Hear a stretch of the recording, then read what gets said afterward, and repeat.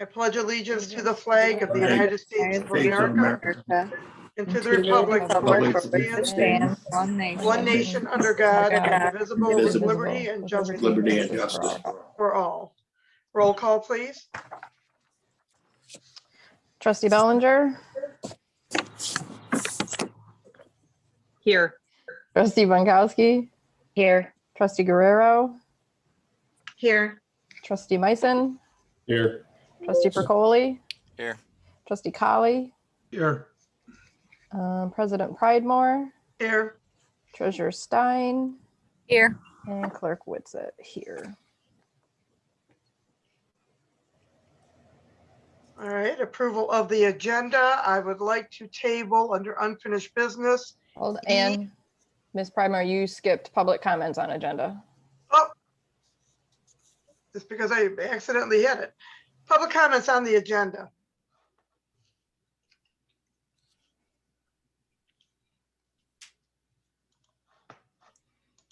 If there is anyone who would like to speak during the public comment section for the to make comments on the agenda, please either use the raise hand function or unmute yourself or turn your video on, something to signify so we know that you are you'd like to speak during this time.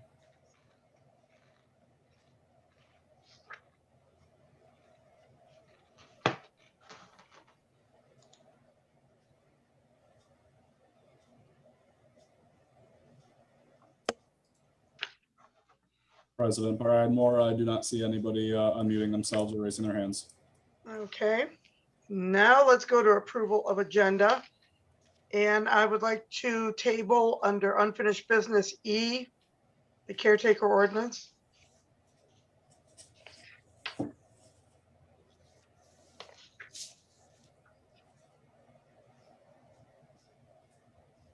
Motion's in order. I make a motion that we approve the agenda as amended. Second. It's been moved and supported. All those in favor? Aye. Aye. All those opposed?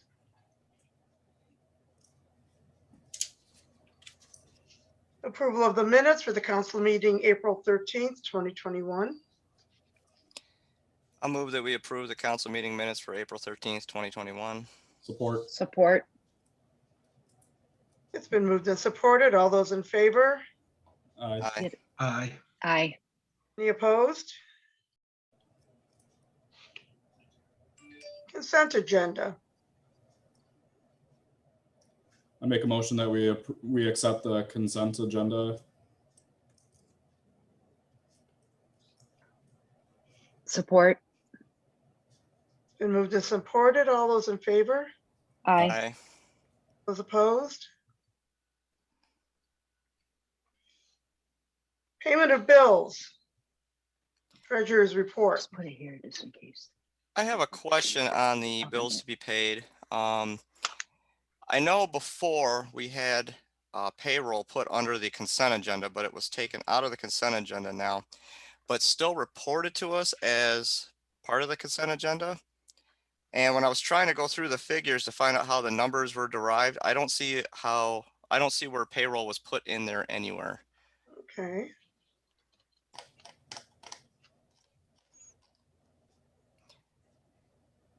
Yeah, I don't see a figure there either.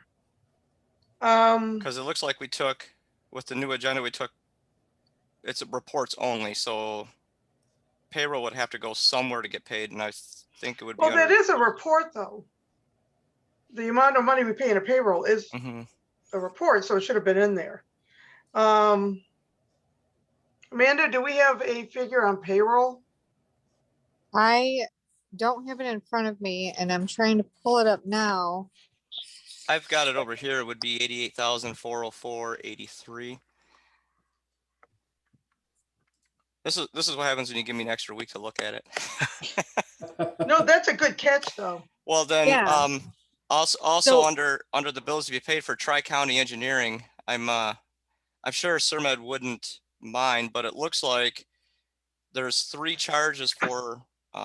invoices for he turned in this month for 610, 244, and 4100, but the total says 23,000, which doesn't.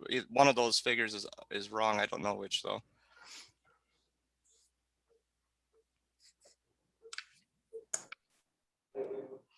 Okay, do we, I'm sorry, go ahead. Is it? Okay, I'm trying to follow Mario's 3 invoices. Yeah, we have the I'm afraid you. CDBG for I'm 610. afraid. Oh, go I'm ahead. afraid you stopped Shemed's heart, but go ahead. No, we're paying them more, it looks like. The CDBG looks like it's 610. Gratiot Coyotes 41, 66 and 50 cents. Correct. And the Clark Street Gratiot realignment is 244, but the total says $23,087. I'll take that. Yeah, really. No, yeah, probably the total is wrong. Okay, so I just going off the correct, adding payroll and then using the actual totals from the 3 invoices, I have 282, 728, 69. If anybody else has something different. That could be correct. I never got Lisa's unpaid bills this month. I never got that from her at all, but I knew Rachel must have if she included it in the agenda. But the payroll may not have been in the treasurer's report. That's what I can't pull it up without leaving the meeting. With the reformatting of the agenda, with the new council rules of procedure, I didn't know where to put anything. I didn't know what to title it. Okay, You guys want me to throw it in the consent agenda, just let me know what to title it and I can do that moving forward. okay, is payroll considered a bill? It's an expense that we have to approve, right? It's an expense, right? So I would rather it goes under the treasurer's report. Isn't it in the, isn't the payroll breakout in the, under the council packet zip file underneath the payment of bills? It is, yes, but it's not on the agenda like it used to be. Yeah, the Oh. actual figure we're approving that, or what's on the agenda, the 212 does not include payroll, as far as I can see. As long as if it does, then Okay, going forward, why don't we put payroll under payment of bills? Since it's a financial. Okay, And do let's that. amend the approval of bills to be paid to $282,728.68. 69. Okay, again, motion, Who did the motion? approval of, who made the motion to approve the bills to be paid? We can give it to trustee Percoli. You made And the support? you were saying so moved also, right, Mario? Oh, I don't say so moved. Okay, who's the support? I'll say so moved then. Okay, I'll make the motion. support? Anybody? Support. Roll call, please. Trustee Meissen, Yes. Trustee Bellinger, Yes, sorry, the mute button escapes me. I'm having a lot of trouble with it tonight. Trustee Guerrero, Yes. Trustee Budkowski, Yes. Trustee Percoli, Yes. Trustee Colley, Yes. and President Pridemore. Yes, I will make the change to next month's agenda. thank you. Treasurer's report, Ms. Stein? The village assets total $4,883,894.58. Make a motion that we receive and file the treasurer's report. Second. Been moved and supported. Can I get a roll call? Oh, I'm sorry. All those in favor? Aye. Aye. All those opposed?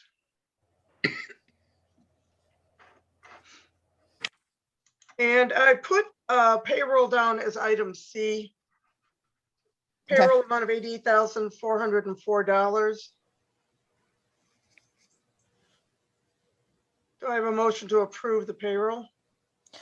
Payroll was in with the payment of bills. Yeah, if you added payroll in, that's where you got the 282 number. Thank you. Okay. Next month, I'll break it out into its own item. Okay, then we're good. That's what I get for writing it down separately. All right. Communications and committee reports. What's that? Oh, that's me. Agenda items for June meeting are due May 29th.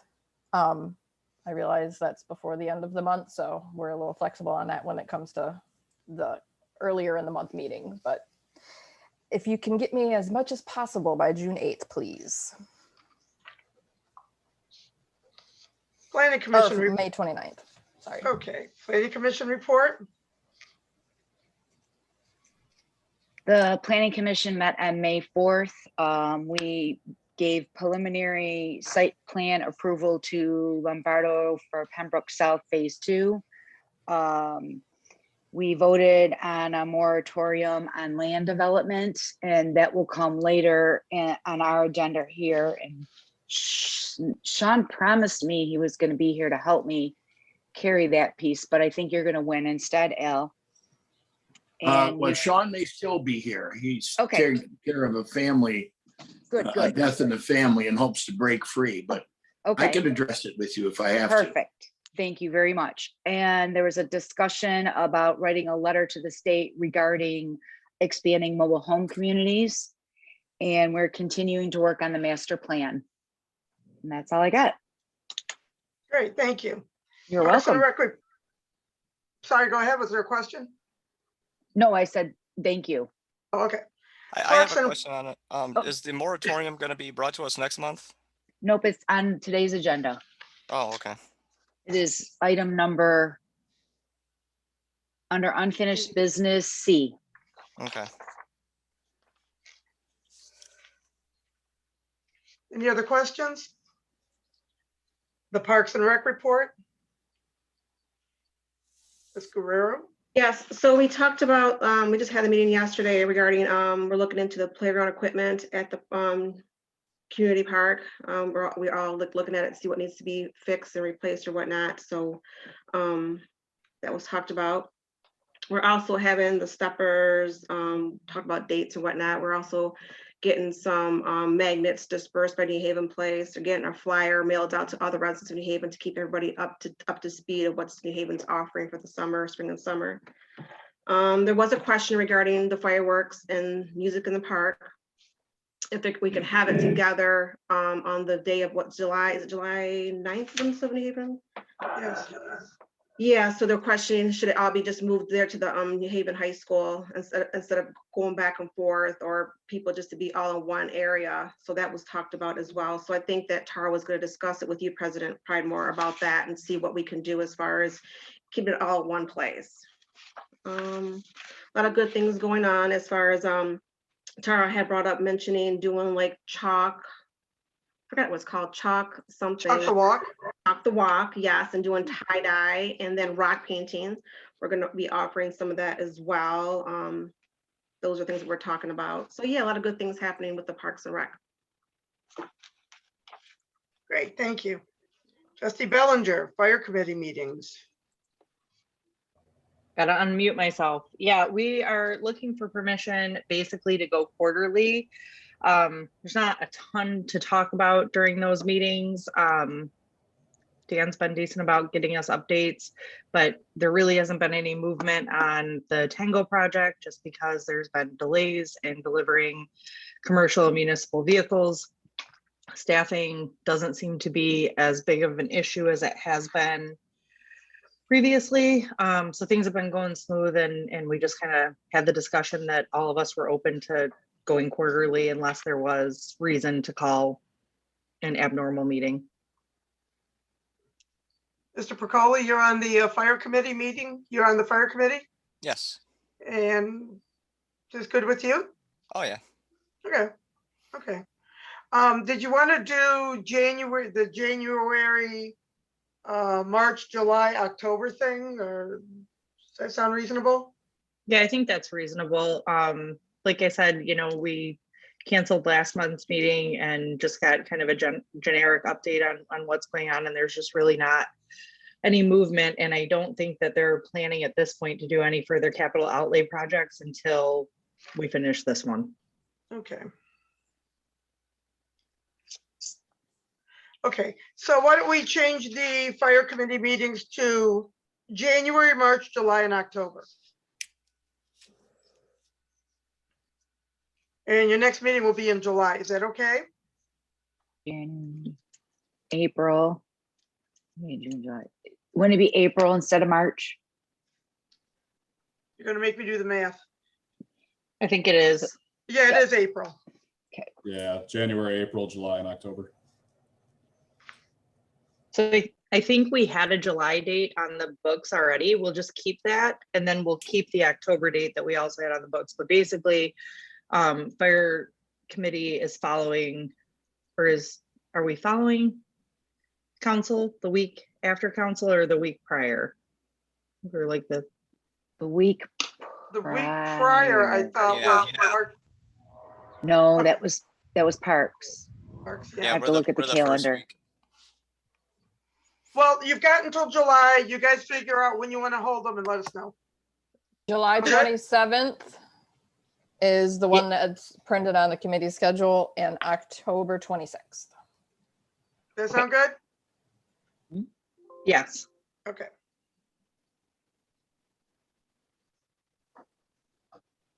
And then we'll just need to post cancellation of the other dates that we had pre-posted. Yeah, I'll have Genevieve post a updated schedule. Perfect. Thank you. Okay, new business. The Great Lakes Water Authority has once again reviewed what they are charging communities for their water, and there was a minor uptick this year, 0.08%. Now, I talked to our accountant, Sandra Kazel. She said for now, we're good. We don't have to pass it along to the residents. We are going to wait until after our audit, when we can have a better idea of where we stand financially. And we're going to review the issue in August or September to see if we really need to raise the water rates. Okay. Okay. Now, the water lateral benefit care. Hold on 1 second. Benefit charge. Sir Matt, can you give us a kind of an overview of what it is? Sure. So basically, based on your ordinance, and this is very similar to surrounding communities, when somebody comes in for a new tap, you would charge them what we call a water lateral benefit fee. In other words, it's a frontage fee. So however many feet they have in frontage, they get charged a certain fee. You have two charges, one for water, one for sewer. The sewer charge was deleted by previous council years ago. The water still remains in your ordinance. And there was a discussion, either revert back and charge water and sewer or delete both to be consistent. So for any new business that would come into the village, let's say a commercial business, what would be like an approximate cost for them to using this to hook up with the water and the sewer? There are several components of the tap fee based on the frontage, the actual building itself, and the meter size, and that goes for water and sewer. Okay. Except for the water lateral fee, they're almost identical between water and sewer. Okay. So we have to get all these details and then calculate the fee. Lori does that for the village usually. But the water lateral benefit fee, that's where the confusion stands. Is it's still listed in the ordinance, but council need to make a determination if you are keeping that charge and if you're reactivating the sanitary part or deleting them both. And this is only for new taps, not existing. Okay. Is this for homes and commercial or just commercial? Both. Anybody who taps this system, it will be subject to this fee. And it's a one-time fee when you first hook up to the sewer, or, okay. Correct. Now, if a builder like the Pembroke South, would the builder be paying the water and sewer lateral benefit charges and then charge each residence for the tap? The builder is a little different. If they are building the public main, then this fee would be waived because it's basically recovering the village cost on the main line. Okay. So if they are building the public main, typically they get waived. If they're not, then whoever the applicant is, they'll get charged that fee, whether it's the builder or the homeowner, whoever makes that request to tap into public water and sewer. Okay. And Sir Med, what's the rationale for having the charge per lineal feet? Is it for supplies of running the line across the front of the property, or? It's a mechanism for the municipality to recover the cost of the main line. And typically it's split between the two adjacent properties, one on the north side, one on the south side. So it's basically half of the cost of the line or the water line or the sewer line. Okay. And years ago, I think there was some study made or a calculation, and this is every municipality does that. And they figured out how much cost to build all the water main and all the sewer, and then they divided by every frontage in the city or in the municipality, and they come up with a number. In your case, I believe it's $45 a foot. 55. 55. 55,000. Yep. Does that sound reasonable compared to other municipalities? Yes, it is. Other municipalities, they range anywhere between 25 to 85. I can see the benefit of waiving it because then it might make us more attractive to new businesses that are coming in and, wanting to, because I'm just thinking, a typical business, how many lineal feet do they have of frontage? Probably over 100 feet, I would imagine. So you're talking 5,000 plus. So, Yes, this adds up really quick. Yeah. And especially with a parcel that has large frontage, right. that would be the largest component of the tap fee. And then, but there are two sides of the argument. You're not going to recover for that water main cost, but on the other side, all your water main is built already. Right. So you don't have any new expense except on Roselle Road, I'm sorry, and 26 Mile, a small portion on Roselle. That's what I And was going to say. If 26 Mile. it was just for new, yeah, I mean, the village is mostly developed except for, a small area in there. So I don't know if we really need it. I mean, And normally for a large user that comes in as an industrial, it's the ordinance calls and ask for the developer to extend the water anyway. So they'll be paying for the water extension and you will be waiving the frontage fees at the end. And on a corner lot, like I'm thinking of the 26 in Gratiot that's being developed right now, would that then be both sides, 26 Mile and Gratiot, that would be considered frontage? Unfortunately, yes. Yes, Every frontage, yep. That'd be pretty outrageous. Yeah, corner lots always get charged with both frontages. Well, I think the question here is, should we keep the water benefit charge and add the sewer charge? Or do we want to eliminate the water charge to possibly encourage more growth, more commercial growth? I think that's what it boils down to. The question I'm going to ask is, should we keep the water lateral benefit charge? my gut is saying we should find out if our water and sewer fund, well, in this case, just the water, if we really need it. And if we don't need it, I mean, I would be more in favor of eliminating the water lateral benefit charge than adding a sewer component.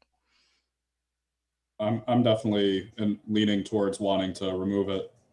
I agree with Trustee Percoli, though. I mean, want to make sure that it's a financially responsible decision, but it sounds like from what you said, Sir Med, though, it's, if it was new line, they'd be paying for it. whoever's, running it down Roselle. If there's a water main break, the water lateral benefit charge doesn't really come into play to recover any of that cost, right? I mean, you're already paid for. Correct. The only thing that we would be losing out by doing this would be, like, right now we're seeing a lot of homes being built. So are we active? Well, no, I think somebody was saying that for the subdivisions that we're not seeing this. Correct. For the currently being built subdivisions, Lombardo is already bringing the public line at their cost. Yeah. So this scenario would apply, let's say, a vacant lot in the Rooney sub or an older sub that you have already.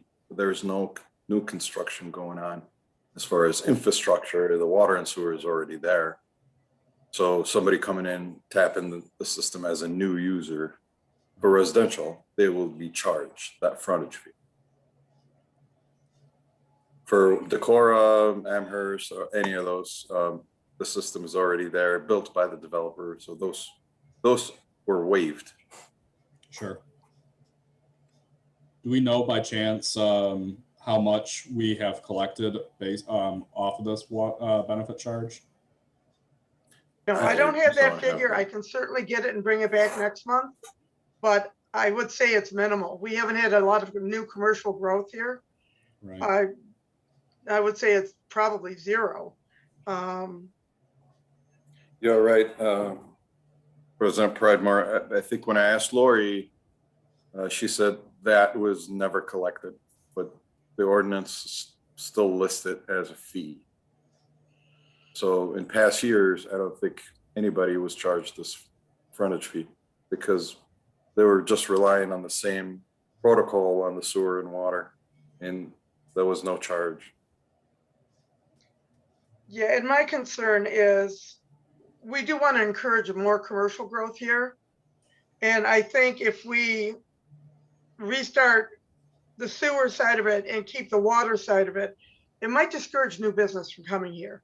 If the first thing we say is, oh, by the way, you can build a building, but you're going to owe us another $25,000 to tap into it. So it might be a deterrent. And since we haven't really realized any profit from it historically, I would say I don't think we have to keep it. Right. So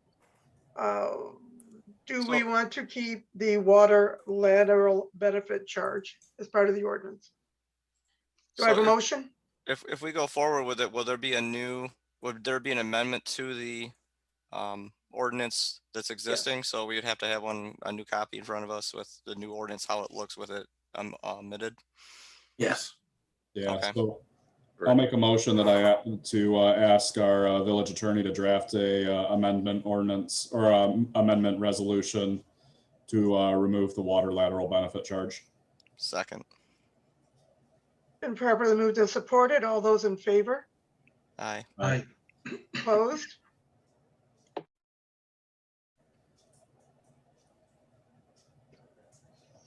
Okay, we're on to item C, the memorial tree at the Fountain Park. This is just a thought that I had and I wanted to run it past you. A lot of communities are doing memorials for those that we lost to COVID in the past year. Some are putting up statuary, some are putting up memorial walls. And I thought if the Village of New Haven wanted to create a memorial, we could do a living memorial.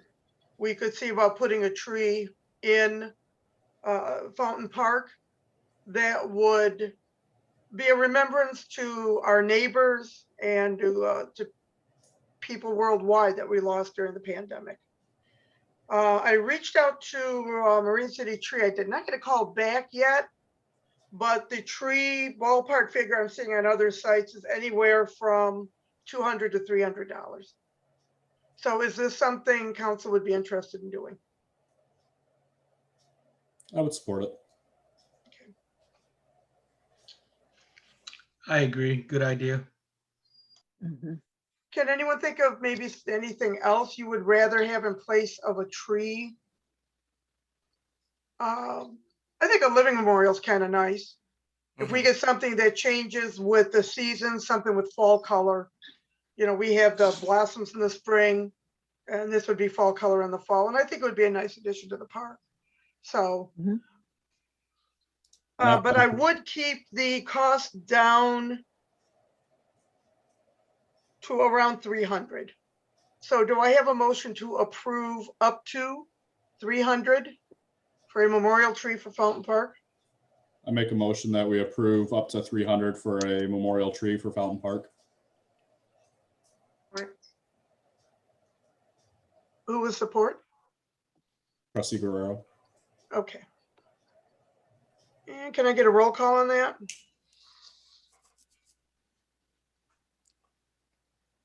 Trustee Meissen, Yes. trustee Guerrero, Yes.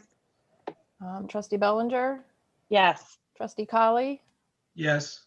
trustee Bunkowski, Yes. trustee Percoli, Yes. and President Pridemore.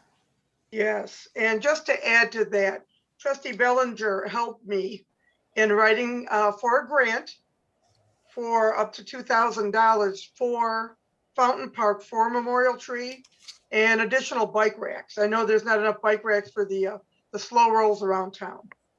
So we haven't heard anything back yet, but we're trying. So thank you, Jessica, for helping me fill that out. I appreciate it. Okay, the Macomb County Planning Commission contract. I had a meeting with the Macomb County Planning Commission, and they have a contract, and you have a copy of it in front of you, that would contract their services for the village of New Haven.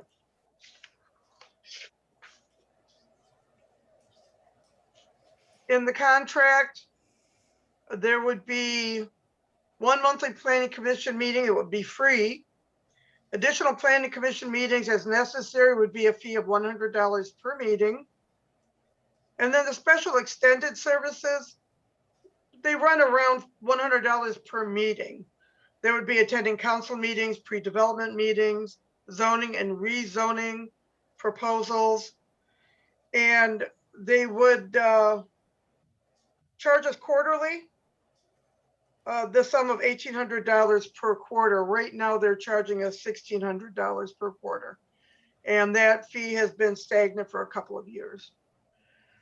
So they're asking us to sign a contract that would provide services to the village, $1,800 per quarter. Anyone have any questions about the agreement?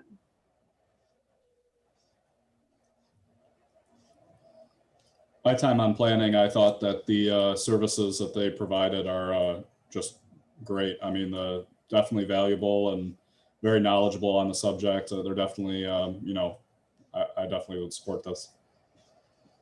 So And we'd see those as part of the budget, right? During the monthly meeting when the bill came due, we'd see what they actually did to support. Say that again, Mark. I said we'd get to review the actual bill.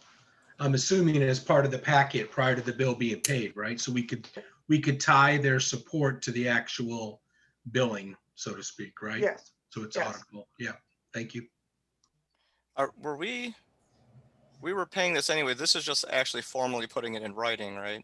Because Yes, it is. I don't recall ever seeing this before on my time on council. Yeah, they said that they did not receive a positive response prior, so that they brought it forward to me, and I said I'd run it past council. Yeah, I know that we've had an agreement for specific projects like the zoning rewrite, and I think we approved something that was specifically for the master plan. Right. But I don't think we had an overall quarterly agreement, although we were paying it and doing it, sounds like. So Right. Nothing changes. It's formalized now with this. It's formalized, but there's also a slight increase. Right. Okay. Because we were paying, I believe, $1,600, now it's $1,800, but this is including more service, defining it in the contract where we would be paying 1,600 and getting billed an extra 100. So this is just kind of tidying everything up. Okay. Any other questions on the agreement to provide planning services? So, pardon me. So just so how's the actual execution tracked? Is that part of the planning committee would track the actual conduct of the support, I guess is the best way to say it. What do you I mean could speak to conduct? that. Yeah. Tracy, go ahead. So as you know, I sit on the planning commission, and every month, John is our designated planner, and he's at our meetings each month. You know, John is highly educated in the planning portion of it, and he can just spitball. You know, we'll go, well, can we put a tree, you know, can we put a roof upside down to the left and the right? And John's like, yes, no, this high, this low.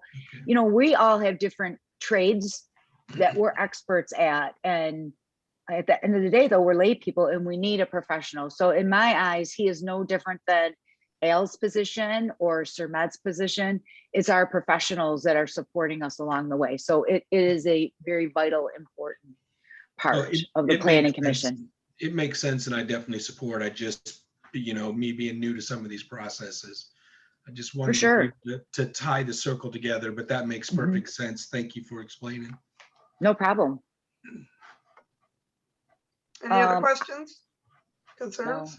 No. I'll go ahead and make a motion to sign this agreement with Macomb County for planning services for $1,800 per quarter. Thank you. I'm reading this at the same time. And this contract is good for 1 year. And may be terminated, this is important, by either party without cause 30 days with written notice. So that's an important piece too. If at any time we decided, hey, we're going to hire a planner, you know, we have an out clause here that we can terminate this. And Support. It's been moved and supported. All those in favor? Aye. Aye. Opposed? Okay, quotes for painting services for the DPW building. Trustee Bellinger was kind enough to get us a quote, and I think I forwarded a copy to all of you. Marcus, you said you were going to try and get some additional quotes? Yes, I attempted to contact the guy after I talked to you last week. Oh yeah, I'll get it to you before the meeting. I'm still waiting, so I'll reach out to him again. I reached out to 3 different companies and they all said they were interested, but I'm just waiting for numbers to come back. Okay. Well, what we can. Do you want to put a deadline? Because I can just tell them a deadline and just say, or just forget about it. Because sometimes it just seems if you don't put a date on a deadline, they kind of drag it out, do their other work, and then they'll get back to you when they can. Great. How about June 1st? And we're going to bring it up at the June meeting. Okay, June 1st. Okay, thank you. Yep, no problem.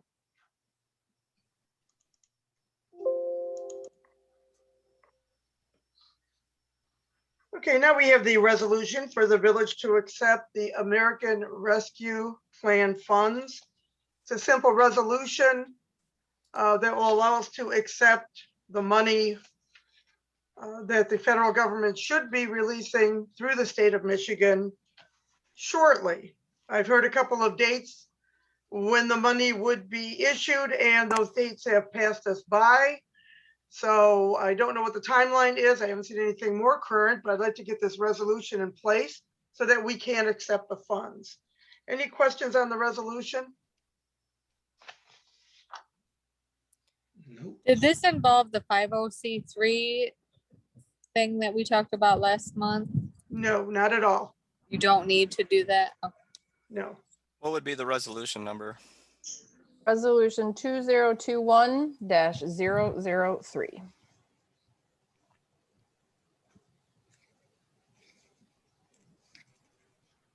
Do I have a motion?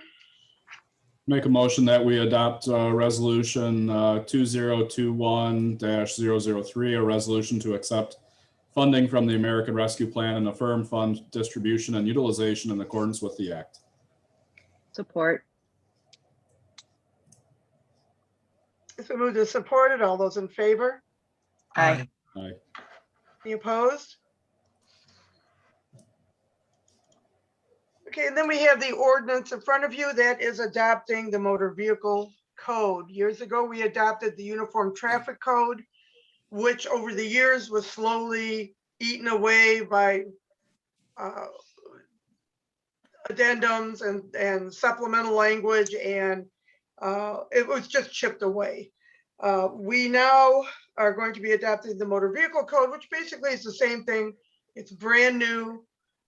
It has not been added to or subtracted to death. It's brand spanking new. So we need a motion to adopt the motor vehicle code, and this will be used by the Macomb County Sheriff's Department in enforcing our providing enforcement for our community. Did anyone have any questions on the ordinance? What would be the ordinance number? 384. Seems way overdue. Yeah, I make a motion that we adopt ordinance number 384, an ordinance to adopt the Michigan Vehicle Code. Support. it's been moved and supported. All those in favor? Aye. Aye. Aye. All those opposed? Okay, and now we're up to the Eagle Cross Connection Program. Did anyone have a chance to go through the link I sent you from the city of Wyoming and Michigan concerning the Cross Connection Program? Did you get a chance to review it? I'm hearing crickets. Did anybody get to read it? Yes. Yes. Yes, I did. Okay. Let me explain what it is, and let me make it perfectly clear. This is not a proposal by the Village of New Haven. This is a state standard. This wasn't our big bright idea. I think this came up last year, and Sir Matt, if you could explain what it is, you can do better than I can. Absolutely. So the state normally have a cross connection rule that applies to commercial and industrial users. They have to comply with that. They basically test their system for any cross connection sources and fix it. That's state law. So Eagle, representing the state, recently have started asking that the residential properties and users do the same thing. So simply, this is anything that you have that may cross-contaminate and cross back contamination back to the water, the public water system. So if you have a sprinkler system or an in-ground pool or anything that when you shut that valve, contaminant water will go back to the public system and essentially contaminates the public water. So we've been dodging this for a while, and then now the state is sending us a letter saying you have to adopt this just like everybody else. So basically what we're presenting here is the village, if wishes to adopt an ordinance that requires residential users to inspect and correct any source of contamination to the public system. These inspections are done by certified inspectors. Your DPW does not have these certificates, and normally, just like any other municipality, is contracted out to either one or two firms that they do that, and the residents will have that information. They can call and schedule the inspections. This is all done outside of the home, and they don't have to be present as long as it's scheduled. And then these reports need to be sent back to the state. And I did a little homework, and I talked to a gentleman at HydroCorp, which is a national company that deals specifically with this type of issue. We have two options here. We can post a list of people that certified, it's a ASSE 1 or something, inspectors, people that the resident would have to call, hire the guy, make the appointment. The guy would come over to his house, to their house, and check for cross connection, backflow, back siphonage, and he would recommend corrections at the residence if any were needed. Then the resident would have to submit the report to the village. The village would have to then consolidate 1 year's worth of reports and forward it to Eagle. Or we could hire a company like HydroCorp. This company would send out flyers and inform the community what it is, which we would also do as well.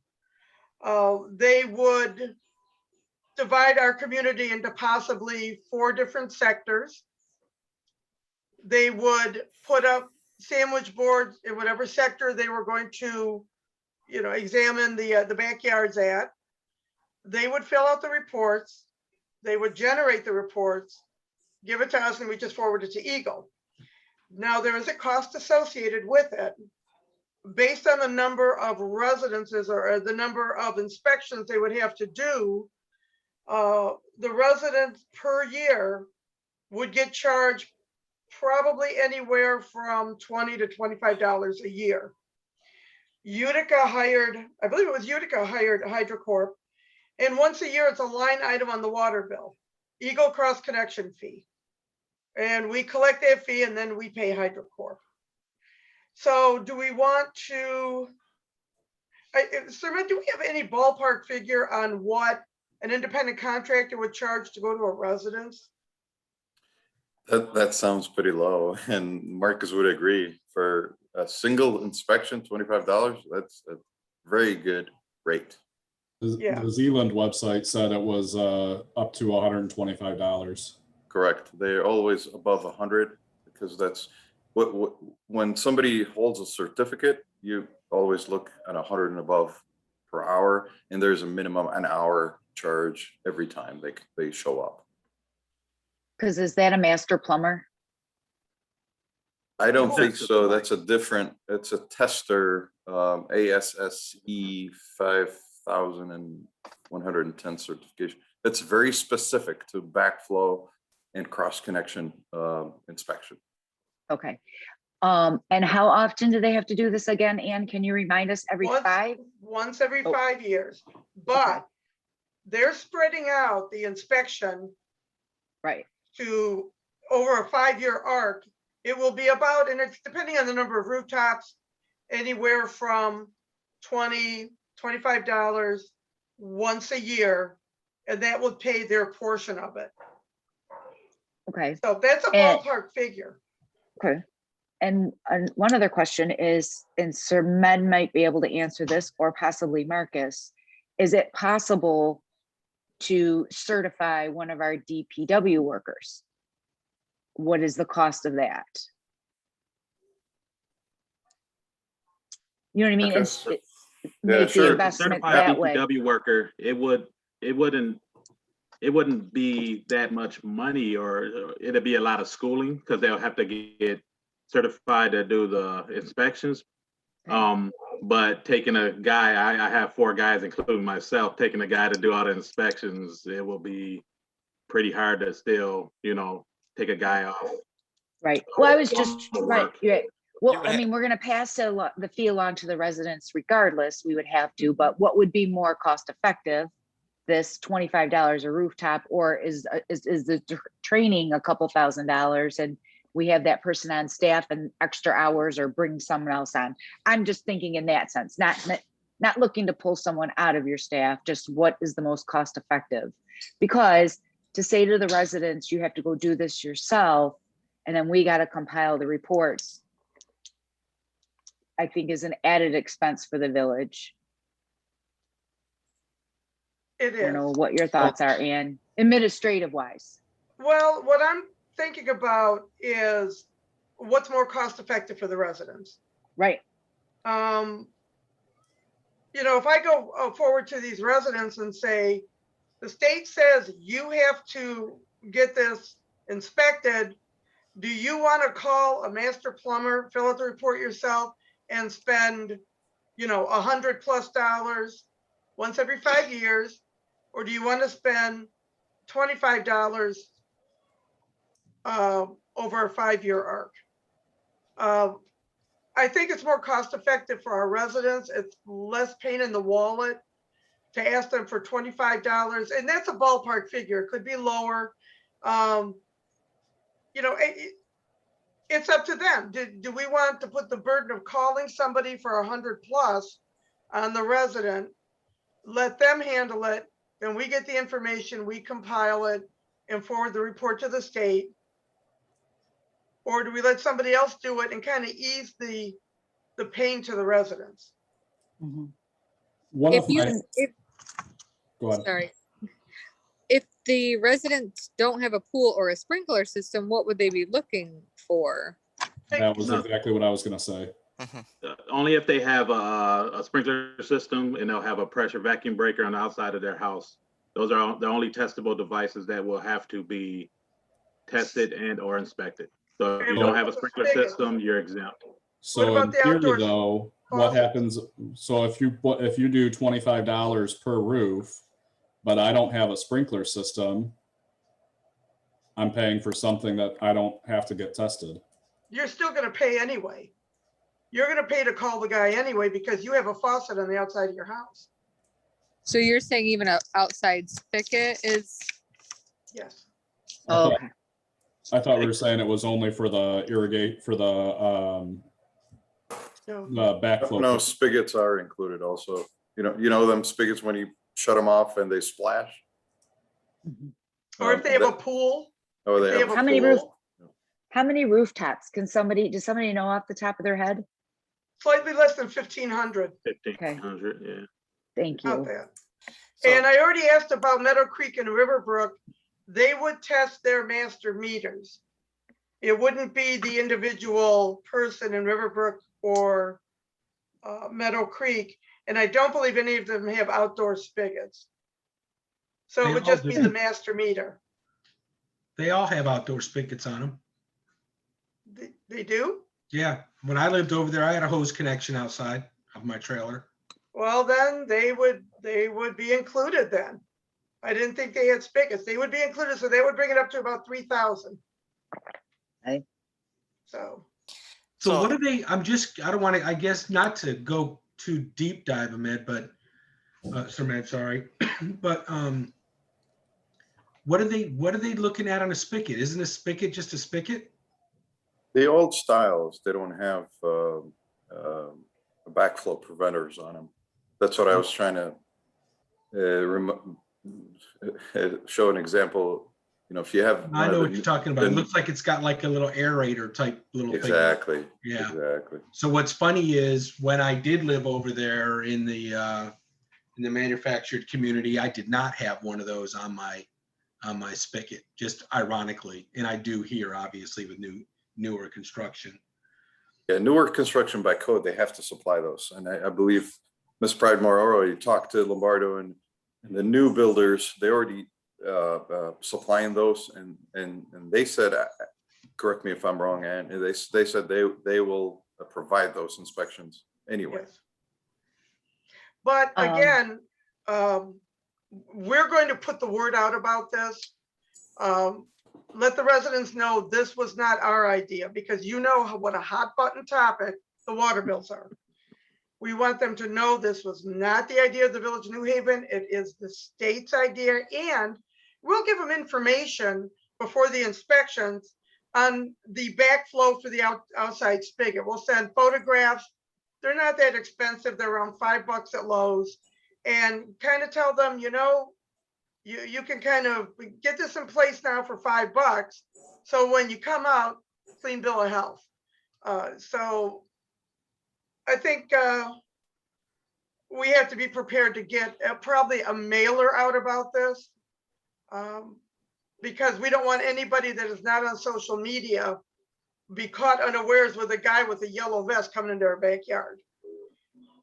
So, I have a question about this. Okay, so the state, it's mandated by the state, but typically they say you have to comply by and they give a date. Is there a date that we have to comply by? And if so, what is the penalty for not complying?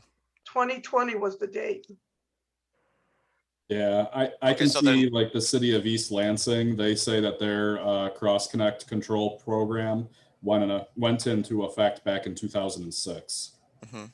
So we're pretty, Well, we currently have a cross connect program for commercial properties. Our DPW does that. Yeah. But now the state last year mandated residential. Residential. And we just got notified, you guys better step up to the plate. This was supposed to be done last year.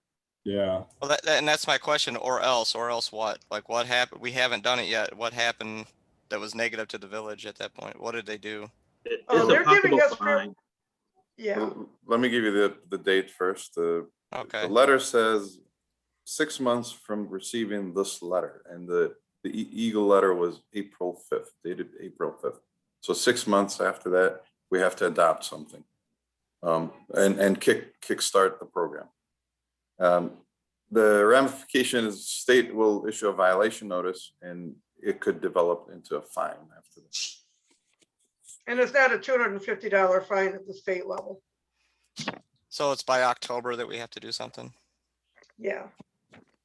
And it's pretty cut and dried now. I mean, I don't see anything changing from now until October. I don't see any reason not to kind of start the process because there will be notification involved. We could talk to HydroCorp, get more definitive costs per residence if we wanted to go that way. Or put it on the residents and say, you have to do this. And if they don't do it, it's a $500 fine at the village level. You know, it's a double-edged sword if you ask me, right? If you do it, then we're taking ownership of the process, and I don't know if there's culpability if we're running the process where the village gets the fine if the person doesn't pay it, where, you know, because it's a water bill thing, and if there's an issue where somebody needs a corrective action and they don't take it, is the village now somehow involved in that? And They there's will be. also the issue of we bring somebody in and send them out to somebody's yard to go in and do whatever. Even with the sandboard, the sandwich signs and stuff, you're gonna have people complaining about somebody coming in their yard and, you know, trespassing, all other stuff. Just offering other points of view, I guess. If I may add, and Marcus, I'm looking for help for you because that's $75,000, which amounts to about $15,000 a year. Because this can only be done during the summer months, I assume, when the water's flowing, correct? Because right. So is that something worth looking into? Possibly certifying one of your permanent employees to allow you to bring extra help on in the summer with this $15,000 a year, and let that person go, you know, that we're doing it ourselves, checking them versus having HydroCorp come in. I'm just trying to get the most we can for the dollars that are passing through. We can look into it. I'll look into it because I know there's a lot of training for that out there. I know since COVID, I don't know how much is out there now, but I know it's usually a schooling, and you have to pretty much be you're almost a certified plumber after you get done with school. Okay, so that's it is a plumber then. So that's a lot of schooling. That's not like a, you know, 60-day certification. Yeah. Okay, no. Okay, then that will pass on that. And we wouldn't be paying the guy $12 an hour. No, but certified plumber.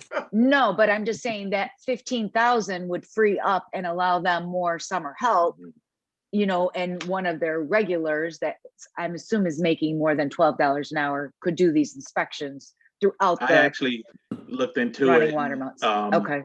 But the duration of it was actually going to be a plumber, like almost not a master plumber, but being like a plumber. I looked into it. Okay. I went to a few classes. So if we have until October, maybe that is, because here's my line of thinking, because this is why I asked the question, is if we have to do it, can we delay it to the public as long as possible? If we can delay it 6 months and it saves, you know, an inspection or two there. But if we want to look into cost saving and having one of our DPW do it, maybe this is the time where we can evaluate it if we have 6 months to play with to find out if that's a more cost-effective way of doing it.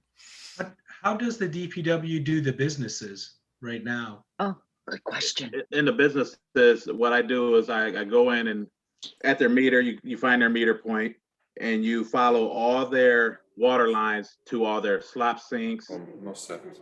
all their, you have to make sure their bathrooms have Sloan valves. So it's an inside inspection. Okay. And like Sloan valves, if they have air gaps, for instance, a school, if they have in their chemistry, their chemistry labs have to have a specific air gap. No, none of those tubes that are hooked up can be laying in the sink, things of that sort. So those are the inspections. It's a difference between inspection and testing. And testing is where you have to, that's where the plumbing comes in. So that's when the master plumber, certified master plumber comes in.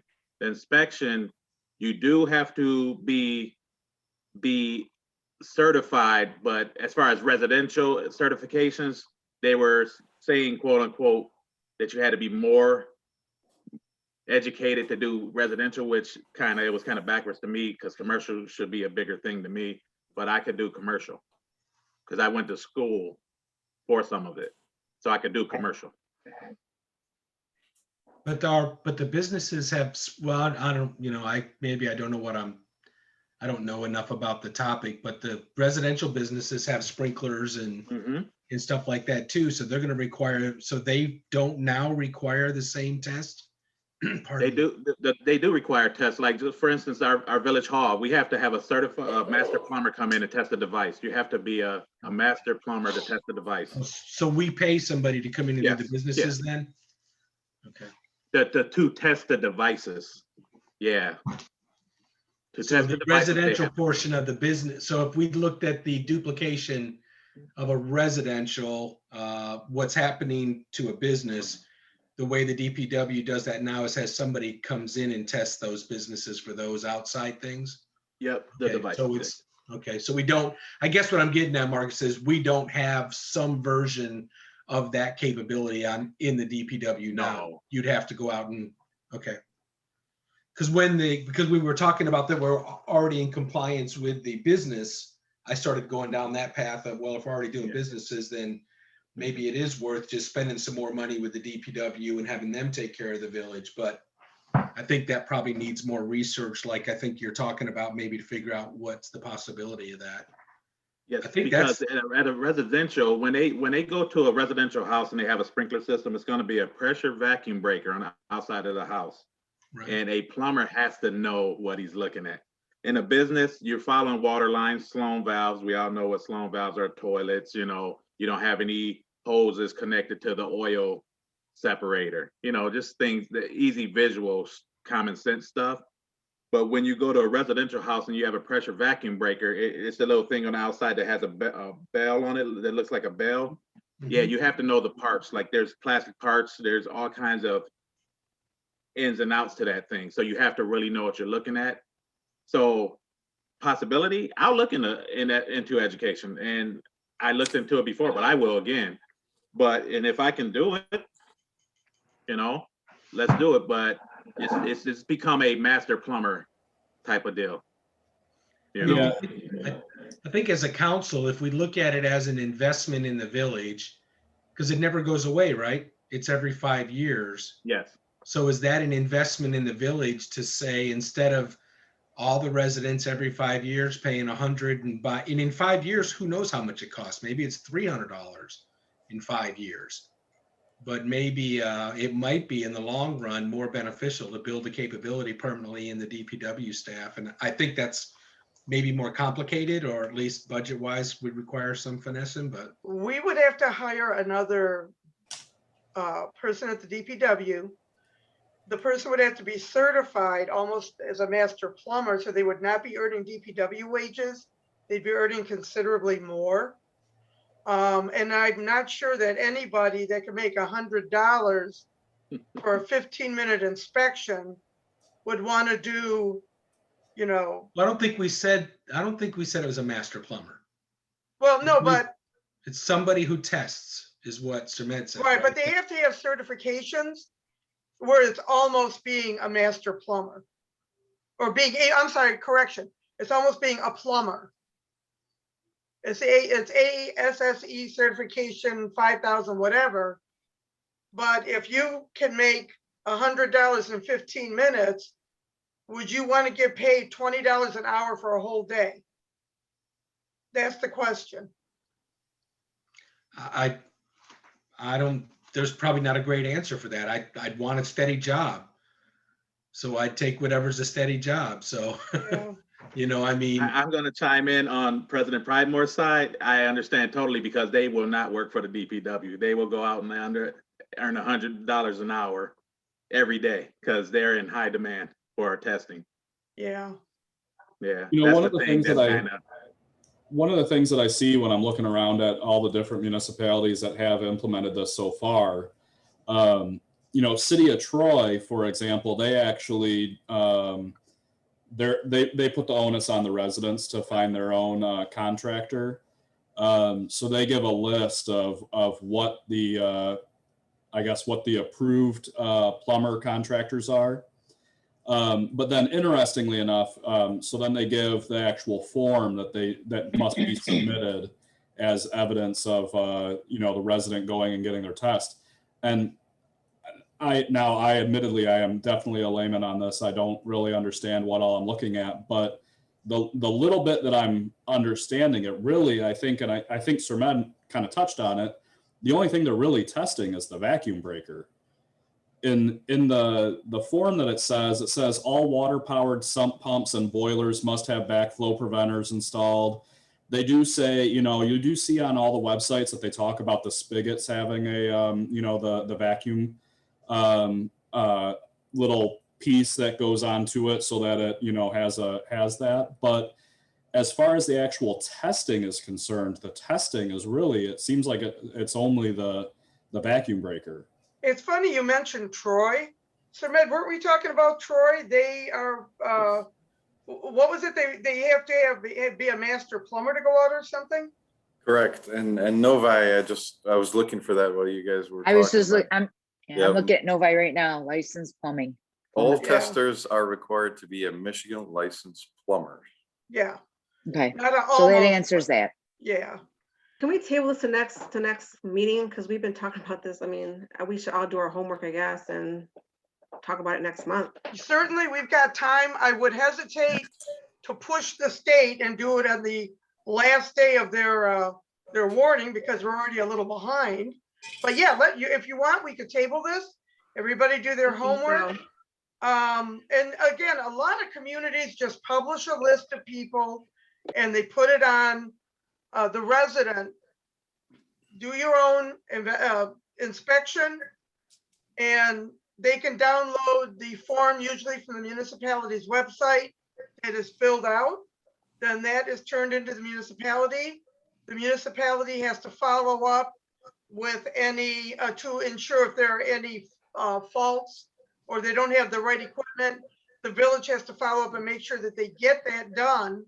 And then the village compiles the information for the state. So that is an option as well. Or we could go with something like HydroCorp. But if you all agree, we could table it until next month. And I guess between now and next month, can we have Sir Med, Marcus, or our village attorneys, who I don't know who all it is that really needs to be involved, but just can we have something that like really defines what exactly is the obligation of the resident? You know, I mean, it sounds like, you know, I know we talk about in theory they have to have that piece on the spigot, or they need to do this, or they need to do that. But as far as the actual test is concerned, you know, just clearly define what needs to be tested.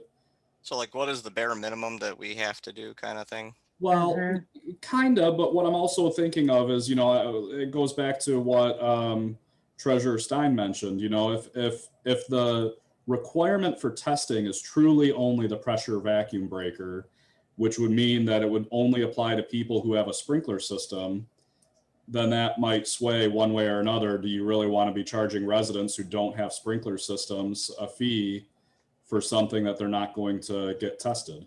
You know, believe it or not, the outdoor testing is the minimum. When it was originally written by Eagle, they wanted to come in your house and see if there were boilers, if you have sump pumps. The outside is the minimum. Right. The spigot and the hot tubs, sprinkler systems. Well, and that's why I want it to be really clear on what actually is tested, because tested versus inspected, I guess, is, what I'm looking for clarification by next month. Yeah, because what I'm reading, it sounds like we would first have to inspect who qualifies to have this done. I think you're onto something, Brian. So that would be, unfortunately, then DPW's got to go around and find out who has that. I don't know. In addition, I would like to know at what cost is this coming to the village? Just the housekeeping part of compiling all the records and stuff. That's an additional cost. Yeah, it is. So so we're going to table it for next month, and give me a list of questions that you want answered. Okay. There's also the other side of, drafting or updating the ordinance to adopt this procedure. Don't We forget would about do that. Why don't we do that next month? And we still got a little time, but again, I do not want to put this off until October. We're already behind, and I don't see any reason to, push this back. I don't know if pushing it back to October means our residents don't have to pay for it this year. I mean, we could always, we could always say that we're going to do the ordinance, but that it doesn't take effect until October, right? The testing or whatever. Well, we'd have to find out if we're going to get penalized by the state for not having it starting it this year. Yeah. Could we then, could we have the village attorneys draft maybe 2 copies, like, one ordinance that says the village is going to be the one responsible for doing the testing, and one ordinance that says it's on the residents, or, basically then we have both versions. We can have the discussion next month and then do whatever we got to do. Well, if you want, why don't we just have the discussion next month, and then July, when we figure out what we want to do. July's plenty of time. Okay. I think it's plenty of time, if that's okay. So forward me questions that you want answered in an email, because like Corinna said, we spent a lot of time on this. So forward me any questions, we'll get the answers, and then we will pop this back up at the June meeting. Sound good? Sounds good. Okay. Estimate for the catch basin and asphalt replacement. Sir Med? Yes, ma'am. So Marcus and I met with D&J on various locations that we have some maintenance need to be performed. There are some culverts joints got separated, and they started creating a little mini sinkholes. We want to take care of it right away.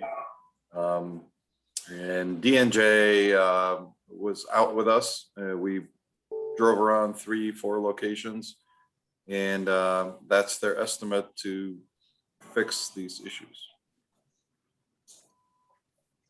Now, is D&J usually the people that we go to? Do we not get quotes on this, or? We do, but from previous quotes that we received, they are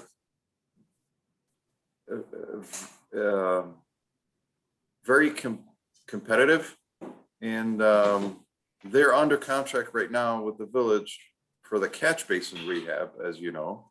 Okay. And they don't increase their prices dramatically like everybody else, you know? Yeah. So we've seen their quotes. They're pretty reasonable, but we certainly, if the village would like to get more quotes, we can certainly do that. I don't know if we can get lower.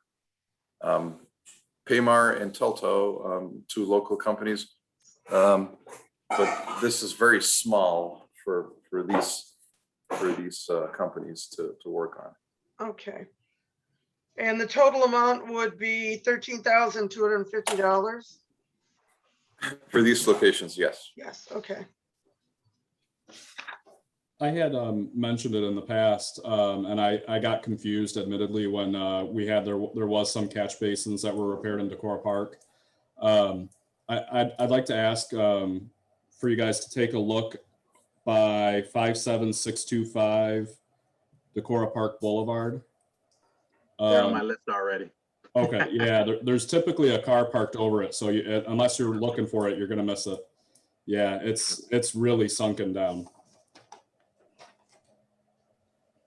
Yeah, this is separate from the normal catch basins rehab because council approved those 2 years ago, Marcus.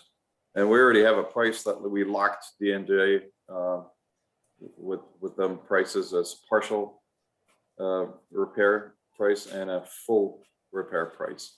We already have those. And every year, Marcus put a list of catch basins for DNJ to rehab. And this is pre-approved, as you know, by council almost 2 years ago. Marcus, does this price include the catch basin on Main Street where it's sunk down about 6 inches? Yes, right Okay. across from Lincoln. Yes, ma'am. Okay, thank you. Okay, do I have a motion?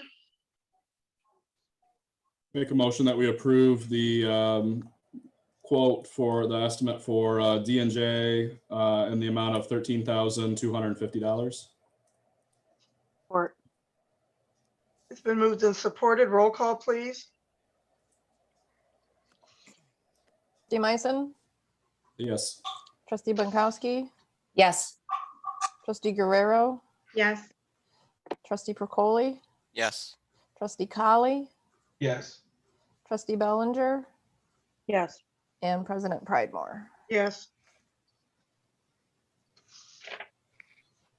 Okay, unfinished business. We need to set a public hearing for the millage rates at the June meeting. And usually we do 6:30 before the June meeting. What date is that? June 8th, just so everyone's aware, we have to set two, one for the general operating and one for the special fire millage.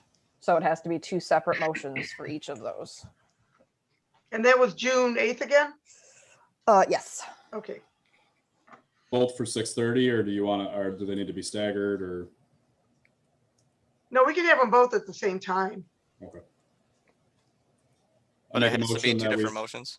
Yeah, you still need two different motions. Okay.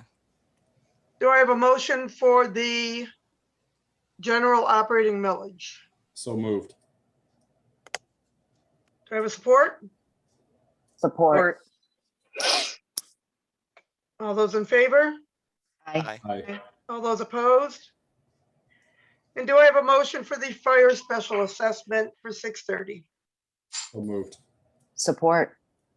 Properly moved and supported. All those in favor? Aye. Aye. Any opposed? Okay, item B is the village Facebook page use.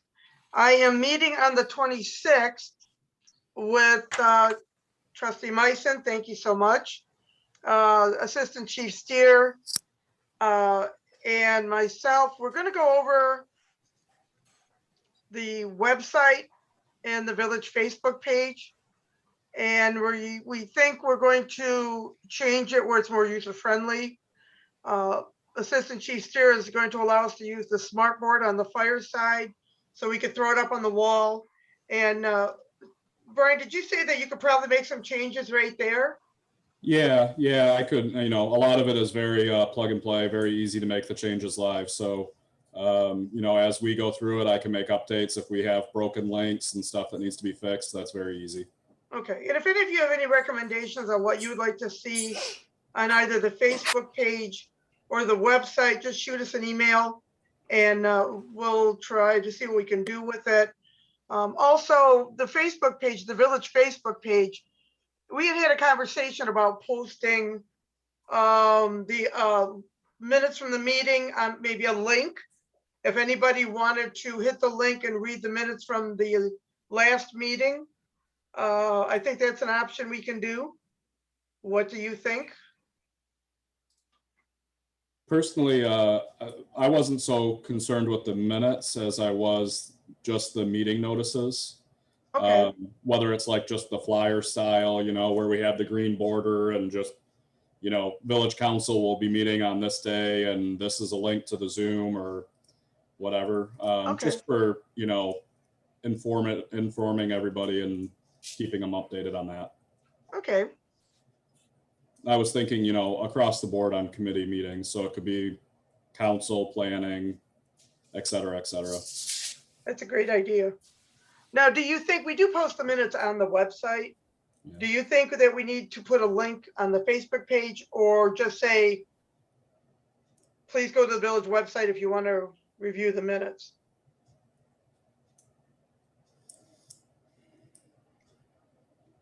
I'm impartial personally. Okay, I don't know what everybody else thinks. okay, I for right personally now. don't think you can over inform. Yeah. Okay, Right. Yeah, okay, the like you're gonna get people that are gonna go to the website and never falter with it. You're gonna get people that don't know we have a website or have never visited it. And so if it's on Facebook and even if it directs back to that website, I think that, you know, the more places we can publish and make data easily accessible. Because I think, Brian, correct me if I'm wrong, I think it's you that says quite often, along with Tracy, I offer for people to call me, but I don't actually ever get a phone call back. And so we see a lot of people that are more interactive online than actually seeking out that information. So if it's readily available, we'll probably see higher traffic. Yeah. okay. Let's see if we can do that as well. I think, I'm not sure, I'm not really that tech savvy, but I think it might be as simple as putting a link on there. They can click on it and we'll see what we can do. Sure. Absolutely. Was anything else, Brian, about the Facebook page? No, I think that was really it. You know, I've gone around and looked at other municipalities and what they do. Some of them post their, you know, their meeting notices. Some of them don't. It Okay. really just seems to be as a, you know, whatever whatever the pleasure of the council is. Okay, So. all right. We will work on that and I'll see you on the 26th. Yep. Temporary land development moratorium. Tracy, did you want to speak to this? I think maybe it would probably be better delivered by council, if that's okay with you. No, I'm just saying, can you explain what it is? So it was suggested that a moratorium be put on all land, on all development within the village to start with. That did not go well. So then it was suggested that we do it on undeveloped land only. That did get voted on at planning. It did pass. So it's being brought before you. Because council needs to approve this before action can be taken on it. You all received a copy of the moratorium, correct? Yes. Yes. So I guess if you have any questions, I'll answer what I can, but I have my trusty counsel here to back me And up. now you have both of us. I know. So Sean is in. So lucky. Yeah, I was able to make it. Apologies for my lateness. No worries. No, No no. worries. Yeah, Al or Sean, maybe you can speak to how other municipalities use moratoriums. Generally speaking, they use them in a number of different ways. I say generally speaking because generally speaking, there is no real way that they use them. The only thing that I think we really need to worry about here is the duration, right? And the impetus for the moratorium. I don't remember how much I talked to the board about this last month. We spoke at length about it in planning. So in my mind, I'm kind of not sure what I told council versus the planning commission, but ultimately, yeah, it's the duration and the reason why that are of utmost importance. And so there's case law on this where, you know, there's like an Oakland County municipality that stopped all new builds like we are as well. And that duration was for, I think it was 6 months in that case. And it went up to the Court of Appeals and it was ruled that it was acceptable for the municipality to do that. I believe it was a general law township. So if we're looking at what we want to do here is a review of the master plan, a review of the zoning, and a review of the building codes. A reasonable temporal moratorium on new builds on vacant land is something that is completely within your power and therefore your purview. And I did have a Zoom meeting with Genevieve Rodzik on the Planning Commission and with Macomb County Planning. And we have been pushing ideas back and forth about setting a standard on our commercial strip on Gratiot. We want to establish a commercial strip, a direction of minor standards, nothing like, dictating the size of the windows, things like setbacks, landscaping, which is already addressed, but we want to update it. And because the master plan is being reviewed this year, we thought this was a great time to just take a beat. Tracy, what was the length of this? Was it 90 days? Well, I believe it was 120. 120? Okay. 120. Okay. Well, we may not even need that much time. Certainly you can declare a moratorium, and if you get done in 2 months, it can be over.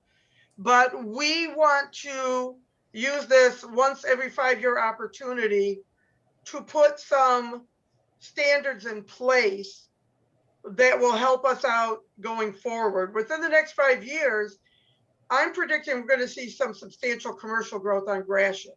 It's coming up from Chesterfield pretty quick. And we want to make sure that we have everything in place so when it hits, we're not scrambling. So that was my reason why I would be in favor of a moratorium. And this would not affect any business that already has site plans or already has submitted plans, like the new market on 27 in Gratiot.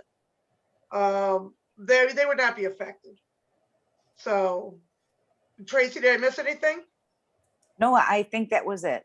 I'll just follow up with, I did request, if we could get, this is what we're going to do. I'm going to be all in at a planning level to review all, whatever we're reviewing, because we haven't really decided yet what we're going to review specifically. I think that was my concern. I'll be honest with you. It was just kind of blanket, and I like to have it to be more concrete. I think it's more transparent that way. But anyway, I did request like site plans with the zoning overlay on it. I wanted aerial pictures so we actually can see where the buildings are sitting on the property from the road and stuff like that. That is in the works. So the Planning Commission will be working with that.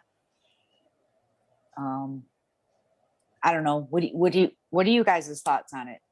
I think one other thing that might not have been mentioned, maybe it was already, but if correct me if I'm wrong, I believe the moratorium. So in addition to properties that already had site plans submitted, I think if I remember correctly, the proposal was also it wouldn't apply to properties that already have infrastructure. Right. So when you're, it wouldn't apply to Decorah Park, it wouldn't apply to Pembroke, it wouldn't apply to Amherst, it would not apply to Weathervane. Right. Or Rooney. Right. But that's all. I mean, it's vacant land. Yes, it is, but it's a sub. You know what I mean? They're platted subs. So this is sorry, Rich. I'm so glad he agrees.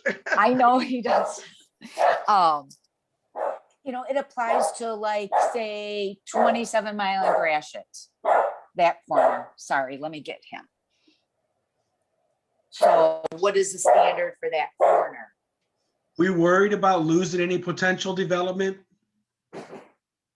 No, there's nothing. 4 months, that's a long time to tell somebody that you can't submit a plan till I'm done. Well, but that's why we give ourselves a 4-month window, but it probably won't be. I think the things that I'll be working with Genevieve and the Planning Commission about some of the stuff that I'd like to see, but yeah, you know what? We could say, don't pass the moratorium. We have nothing in place.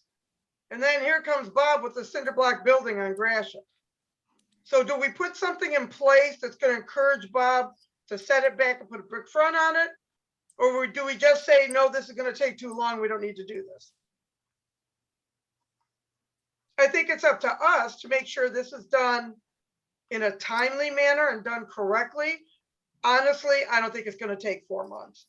I really don't. And we have the luxury of time now because as far as I know, there's been no interest in developing any Gratiot property.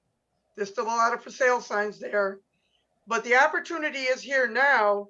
Every 5 years, we review the master plan. This is the year. If we don't put it in place now and they have to pass the master plan, if you don't put the right stuff in your master plan and 2 years later, somebody wants to do something, you don't agree with it, but it complies with the master plan because, you know, this is what you approved without a chance to go through it and really figure out what would be good for the community, not only today, but in the future. This is once every 5 years. Yeah, So but that's why we're not limited to 5 years, and we can make any between, if we don't do this and we approve the master plan today, we're not limited and have to wait 5 years to make any changes. We can at any time but make changes. There's also been challenges to the master plan. If it's not in there, then you can have a moderate problem on your hand. So, and I've seen communities go through it in litigation, and Sean, correct me if I'm wrong, guy wants to come in and do something. He's saying, well, your master plan is written this way. And they say, no, we want it that way. And then they refer back to the master plan. You see what I'm saying? We want to tighten this up. And I understand we're not going to get everything we want. And a year from now, things change. I understand we can amend it, but I think we need to have a more solid foundation before we vote on it. And I know myself, with the Dollar General coming in, I think we kind of learned our lesson there. You know, I would like to talk to planning, and I'll be talking with Genevieve about tightening up what we do in our commercial district. And I talked to planning, and if we tighten it up, then there's some things that we can apply for commercial development. So that's why I'm kind of in favor of it. That's just, you know, my perspective on it.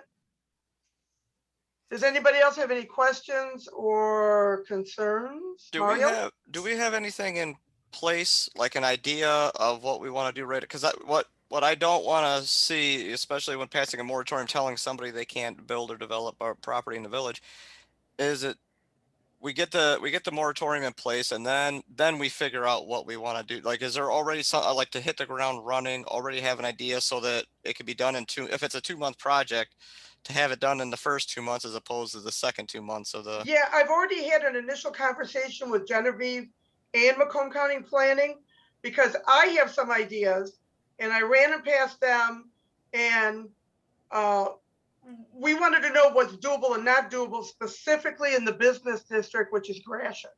So that's already in motion. We've already got that stuff in motion, and they've been talking to me about, once we get this in place, being able to work with us in promoting commercial development here in the village. So that's part of, that's part of the overall package to promote. And I asked them about if we could be nominated or listed as an economic opportunity zone. They explained that to me. So yeah, this is already in motion, and I'm just putting out feelers and looping in the planning commission. But yeah, I think we need to just take a break so we have time. And like, I don't think it's not going to take 4 months. Well, but and to be honest with you, I just want to ensure that this is something that this council is going to support, or is open to supporting whatever changes that they put forward, because this is going to take a lot of time for a committee of people to work on. And I mean, that's great that you and Genevieve have had conversations about it with the planner, but you know, the commission has to be brought into that loop. So absolutely, but the minor stuff that we were just kind of spitballing, they said a lot of it is already on the books and it just needs to be tightened up. We have to go through what we already have on paper And, you know, the planning commission, you're a member of the planning commission. How much time is the planning commission dedicated to commercial development on Gratiot? Well, I can tell you that I spent over 3 hours at a meeting our last meeting was over 3 hours. So we are definitely dedicated in the work that we do. No, It's that's just not it. That's not what I'm asking. That 3 hour thing was about Pembroke, correct. wasn't it? Correct. Okay. I see what yes, you posed a question about commercial. No, we haven't, because, for example, we spent 3 hours talking about Pembroke. I guess we'll back up. That is my point exactly. Like, we need a concrete path to take from beginning to end to get there. And if we pass this moratorium, then we can task planning and say, hey guys, we got a breather here. Let's focus on the commercial district.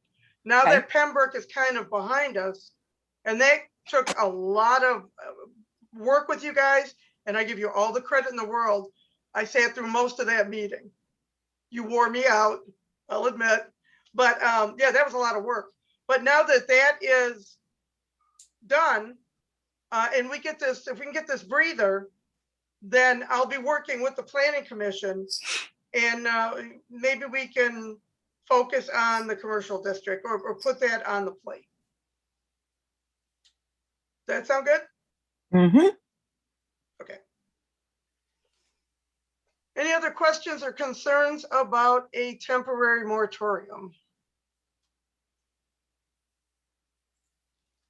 And I would recommend that we review very quickly at each council meeting going forward what our progress is, so that we know we're not stopping business from coming in here. We'll let everybody know, hey, this is what we got accomplished. And, you know, we can get a better timeline on it. Would that update be from planning or? Yes. Okay. Yes.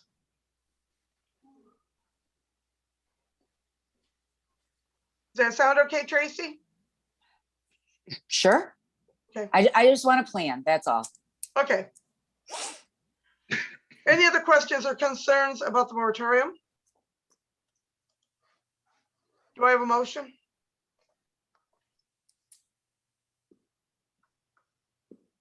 Just you need it's not backed by a resolution or anything. It's just a motion that we're going to instill this moratorium, or? I don't think we need a resolution. Sean, do we need a resolution? I think it would be preferable to have a written one. I thought, did we do one? I can't remember if I drafted one or not. I think we just I believe you did. Yeah, I thought I did, but it's been a while. If you did, I don't have a copy of it. Yeah, I see that your opinion said that it was a moratorium via resolution. Yeah, that I would feel. Yeah, I mean, we can do a verbal resolution then, and if you want to, I can have it drafted afterwards and signed by the president and the clerk, if we're comfortable with that. Tracy, are you comfortable with that? It's not my decision. I personally would not be comfortable with that. That doesn't mean we cannot start working on it at the planning level, but I think it's more appropriate that there's a formal resolution, because it just gives someone the opportunity for pushback. Okay, why don't we? Because I'm not going to feel good if somebody shows up at the village office in 2 weeks and says, hey, I'm going to buy that piece of property right there, and look at, I was going to build, what do they all want, Brian? Starbucks? Fruit market. Okay. Fruit market. Right. I think Trustee Bonkowski touched on something touched on something very important. I think we do, besides the fruit market. We do need, it'd probably be best to have this posted somewhere as well, you know, in building, just to say, hey, look, we've got it right here. Take a look at it, whatever you need. And obviously have a copy of it on the website as well. I think that's good. All right, then why don't we table this for a vote on the resolution in June? And June's not that far away because we delayed this meeting, so. Yeah. She did also make another point that the work on this can continue. You don't need a moratorium to do this work, right? Oh, yeah, Correct. absolutely. Yep. So let's make that the focus to start at the next planning. Yep. Yeah, you know, the only concern is you have to be careful on what work you do, because if you tip somebody off that you're going to make some sort of change, they go and file the paperwork before the moratorium is in place, and well, now they got away with something. Yeah, but that's At what the end of the happened. day, though, we should be conducting all of our business in public. We need to Oh, be as absolutely. transparent as possible. So, I mean, Yeah. I guess that's the part I'm not comfortable with. So, Sure. Okay, let's table this until next month. And Sean, if you could craft us one of your spiffy resolutions.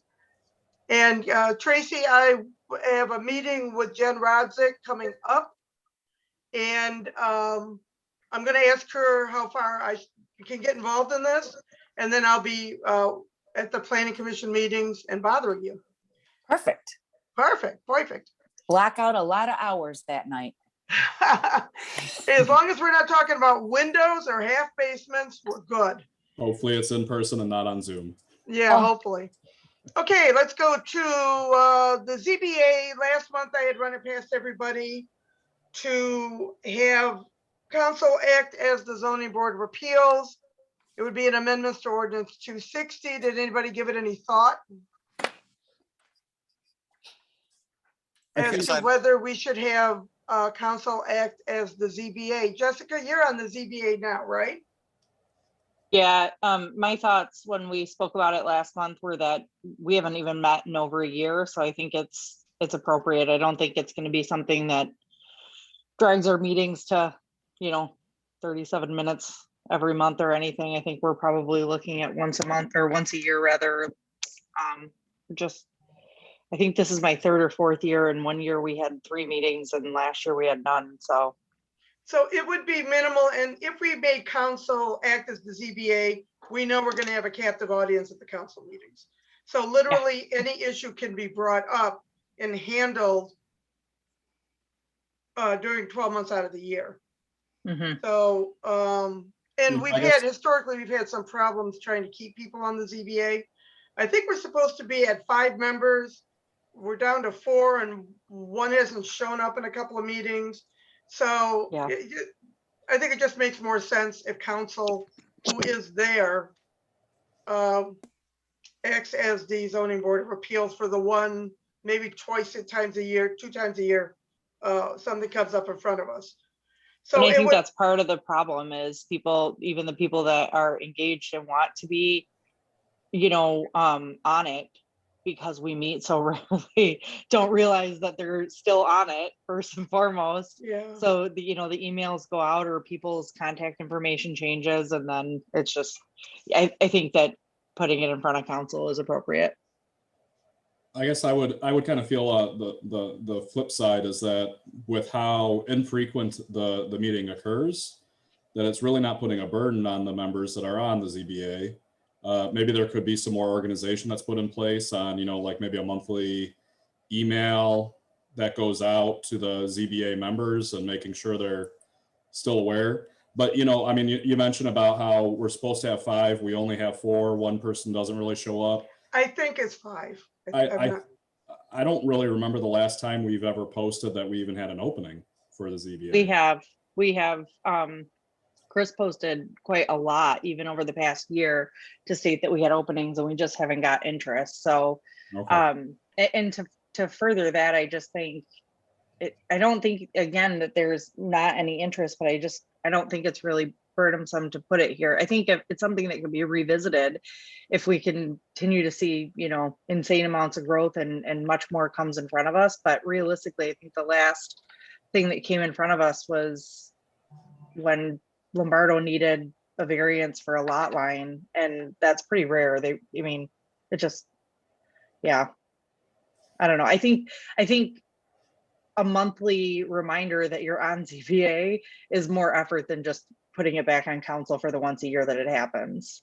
Yeah. And when you don't get people volunteering for the position, it kind of makes it problematic.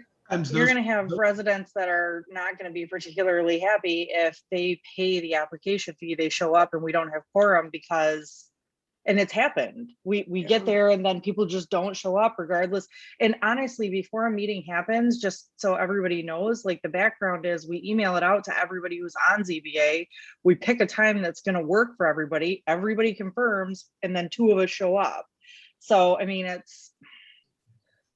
Sometimes those things can be significant emotional events too. It's not, maybe not often, but sometimes in a, rezoning can have a negative impact on a community. So just for that, I would advocate for it being on the council. Yeah, I guess my only hesitation is that we have two members who are on the planning committee that are on council. So that kind of eliminates their vote, right? No, there's only me. Only Tracy. Isn't Rachel on planning? Yeah, but She I doesn't don't vote. She's not a voting member. I ran into that last month. Okay. Yeah, I don't know. It just kind of seems like, the ZBA is separated for a reason. I'm just a little leery of any, conflicts or what kind of issues may arise having it all be combined as council. It just makes me nervous, that's all. Okay, well, it's historically populating has been a problem. And then some of the meetings, as Jessica said, nobody shows up, so the business owner is sent away. Yeah. So in a community our size, I think it would be more efficient to have council do it. But certainly if you think that we can put out that there are openings again and hope that this time somebody applies and then hope that they all show up. I mean, certainly we can continue to do business like that, but I'm not really sure that it's efficient, especially for a business owner that expects, like she said, comes to a meeting and two people show up. Right. And then they have to tell them, no, go away, we don't have enough. Yeah, and I think again, to reiterate, it's something that we could revisit if we start to get one, zoning variance application per month, and maybe, we talk about separating it back out, but I don't even, I have to say, I think it was July of 2019, the last time we met. That was the last time we had an application. Yeah. Yeah, I remember being at the Lombardo one. Mm-hmm. So, council, what is your pleasure? I We make have a a motion. motion to move the ZBA to the council purview. Do I have a support? Support. Hold on, are we adopting the ordinance? Yeah, there's an Because you're ordinance gonna on the need an table. ordinance Yes. number. It's Oh, yeah. ordinance 260. Oh, sorry. Well, I didn't pull it it's up. an amendment to ordinance 260, so it would be ordinance 385. 385, okay. Mr. Carley, can you restate your motion? Sorry. I gotta find it. No, that's my bad, I'm sorry. Where'd it go? Nope, that's the, if anybody else has it up, jump in. 385? Yeah, I don't have it up. I'm looking for it right now. No, you're just No, you looking to wouldn't have adopt. it. It's new. Oh, just adopt the resolution 385? Well, the ordinance was given last month, so I didn't include it again. I'm sorry, my bad. But I will read the title of the ordinance. It's an amendment to sections 515-187 and 515-188 of the existing Village of New Haven ordinance number 260, intended to reconstitute the membership of the Zoning Board of Appeals pursuant to MCL 125.36012. Yeah, that. Can I just say I make a motion to approve that? Support. I started to write with my left hand because my right's out of commission, and it was over before it started. I'll email that to you guys again so you have it. Either It's way, been properly moved and supported. All those in favor? Aye. And opposed? Anyone opposed? Okay. All right, and let's review our state of emergency. We had planned to bring it back up in June, which is a couple of weeks away. What do you all think? Should we keep the state of emergency? Should we bring it back to the June meeting? Or given that mask restrictions have been alleviated in a lot of arenas, do you think we should terminate the state of emergency at this meeting? that we terminate the state of emergency based on new CDC guidance. Yeah. Support. I agree. Yep, it's been properly moved but who? Mark, you made the motion? Yes, ma'am. And support? Support. Okay, and all those in favor? Aye. All those opposed? Motion passed. We will post that on the website.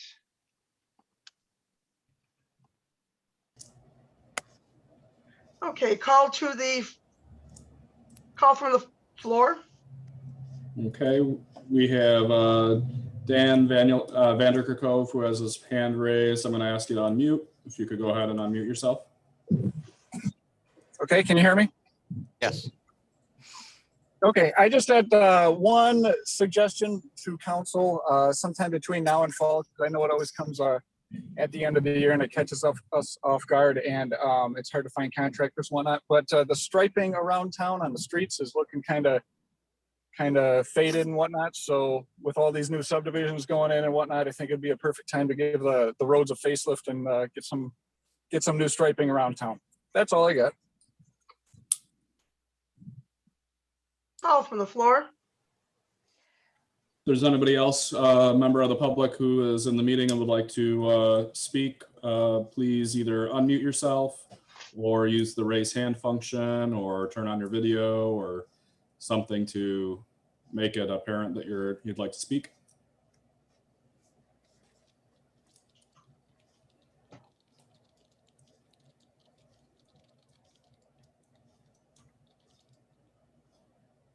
I am not seeing any movement, President Pridemore. Okay, call from the table. I have a few things, if you will allow me to go first. Yo and Yo is going to begin their audit next month. And we should have an idea of where we stand financially, probably August or September.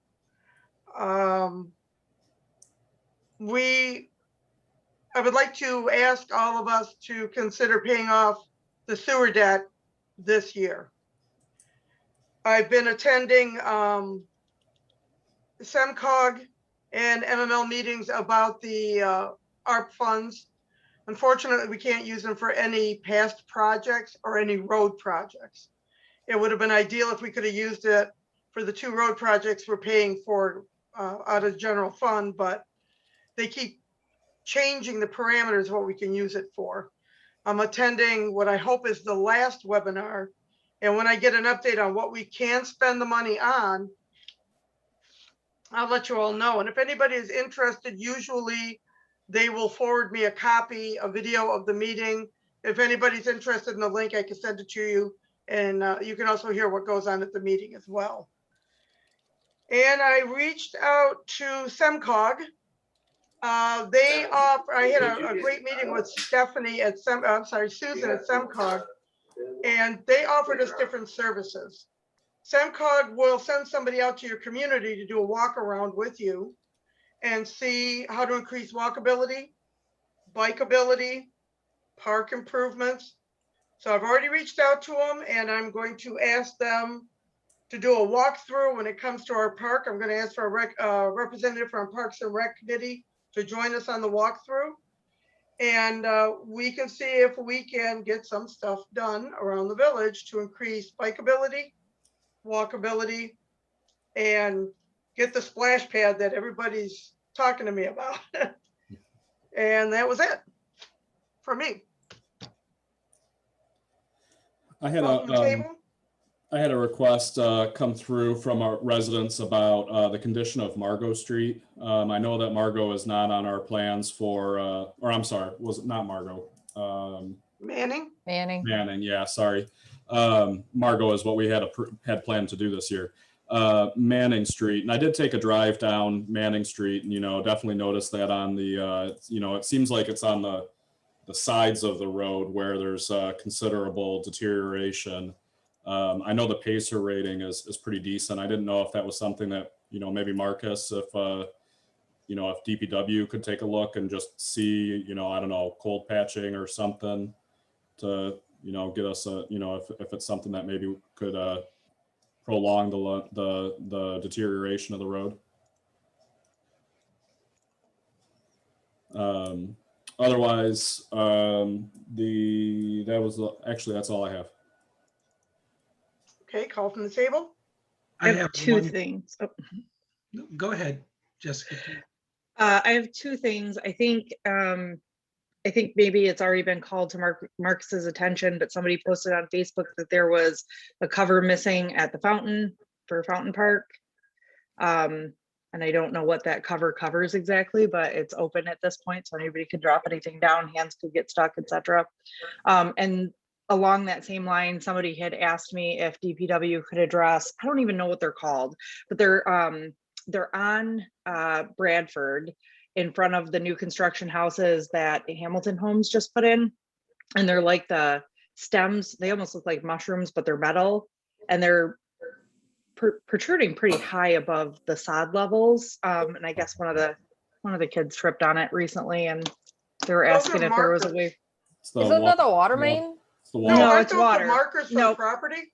No, it's definitely some kind of plumbing or water or something or another, but they're significantly, now I don't know what they are or if they need to be higher, or honestly, that's way out of my area of expertise.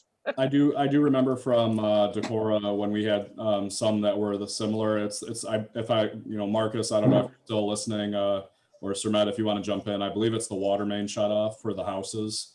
And if the residents call the village DPW, they can come out and they can actually tap it down and bring it level with the sod. They actually were requesting our residents to get the sod first, so that it could be brought to the correct level then after the fact. Yeah, those are water stop boxes or shutoffs. Yeah, and I think we lost Trustee Bellinger. Okay, call from the table. So I've got a quick couple things, and I see that Daniel's still on, Vanderkin, so I think these might be in code enforcement, but at any rate, the parking lot in the Dollar General's got some pretty deep ruts in it. There was a pretty significant accident over there. I don't know if I can't remember if they were a resident or not, but somebody got hurt pretty good. And I'm not sure if that's something we can go over there and tell them that they need to get addressed. Significant, probably about 12 inches deep where the cars park, the front tires are sinking down in the asphalt. There's quite a few of them in front of the Dollar General. And I just don't know how we go about enforcing that to be repaired. Maybe it's just on them, but there's that one. And we also had an incident in the fun run. We had the color run where somebody tripped on a raised sidewalk right in front of the school.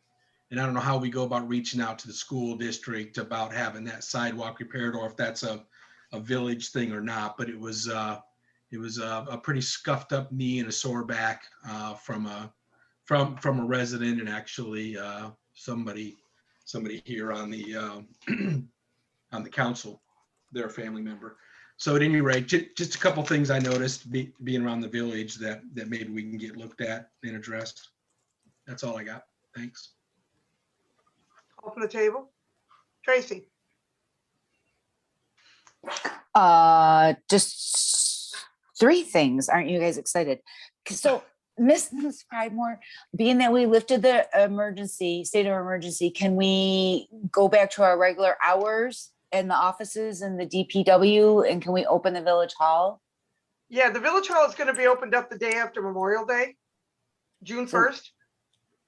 Okay, so we don't want to start that earlier. And the reason I'm asking is there's a lot of anxiety in the community right now because they didn't get their water bills, and they finally landed. And so the office had nothing to do with that. I know, but they want to pay their water bill, and we do have a community of people that sometimes get nervous that it's not there, et cetera, et cetera. I don't know. I just think that we're in municipality and we need to open our doors, but if you want to wait till then, that's fine. And then just two things that if we could do some follow-up on, and that's the sidewalk program. Thank you for mentioning that, Mark, because at one point we talked about going over every sidewalk in the entire community, and then we just limited it to certain sections. So that would include the new subdivisions as well, if we could continue that. And the sign ordinance, the general business signs. You and I had talked about at some point we have to enforce that.